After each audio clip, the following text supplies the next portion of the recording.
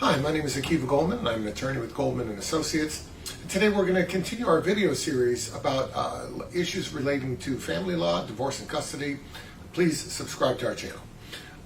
One of the issues that was raised for which a viewer wanted to hear some more information on is how not to lose your retirement savings during your divorce.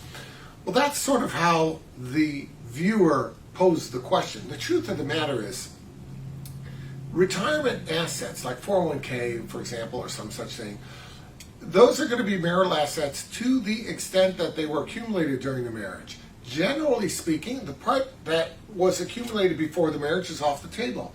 So if a person has been contributing to their deferred comp for, let's say, 20 years, and they've only been married for 15 years, the first 5 years that they accumulated, off the table. We only have to deal with the marital portion of the 15. So when a person says, well, how do I not lose my retirement? Well, you got to understand one thing. Number one, the retirement that you accumulated before you got married is really not in jeopardy.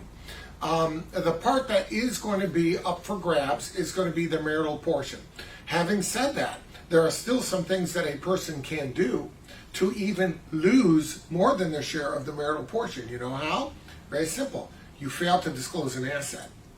The law penalizes parties for deliberately withholding an asset because you have a duty of disclosure in a divorce. So if somebody specifically hides an asset, could be a retirement account from let's say, a former employer that, long-term marriage, and maybe you worked early on during the marriage with one person, you had a 401k there, and then another company, another 401k, and you deliberately failed to disclose this, and it is learned afterward, the court has broad discretion to penalize you for that misrepresentation, including forcing you to disgorge and lose that asset.